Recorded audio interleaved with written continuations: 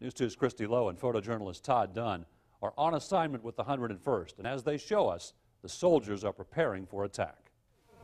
Bang, bang, bang, bang, bang, bang. Bang, bang. Bang, bang, bang, bang, Soldiers with the 101st will head into Iraq any day now. If they attack Baghdad, this is how they would do it. War dogs coming in.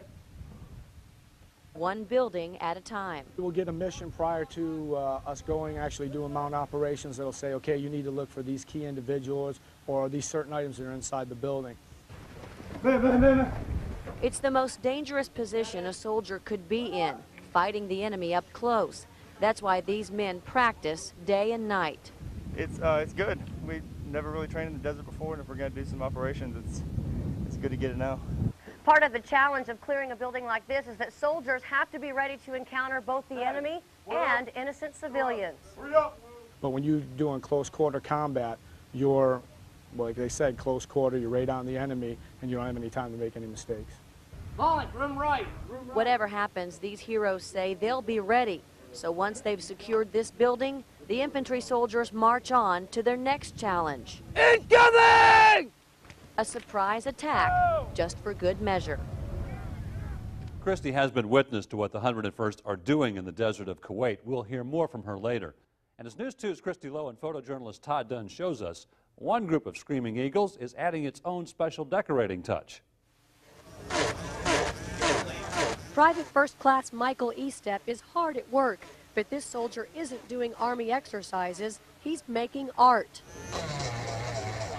Usually every unit has some kind of sign or some kind of design to represent them. Estep belongs to A Battery of the 2-320th. Automatic is their nickname, so making this sign seemed only natural. I freehanded all of it. Estep made the sign out of scrap wood he found outside.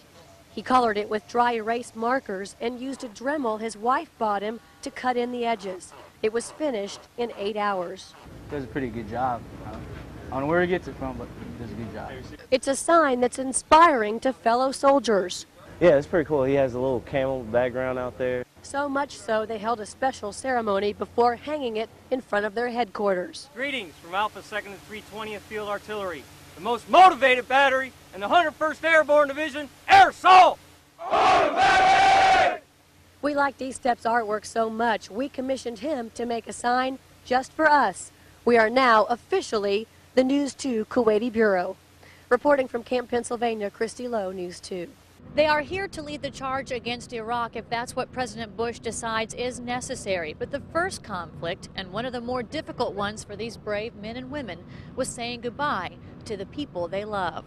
Let's go outside, guys. Come on, let's go. More than 12 hours before they're scheduled to board a plane, members of Fort Campbell's 2-320th Field Artillery Battalion load up their bags and prepare to head to the Middle East.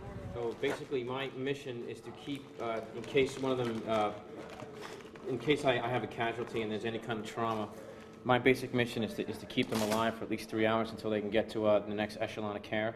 For the medics, it means one last chance to make sure they have the necessary supplies for treating injuries in the field. For all of these soldiers, it means one last chance for a hug and a kiss from their families. If anybody asks me how I'm doing, I'm not going to tell them I'm fine, because I'm not. But, I mean, I just feel like crying. I already did that all night. Bye, Daddy. Bye. So, this just doesn't feel the same. Why not? Because the threat is different.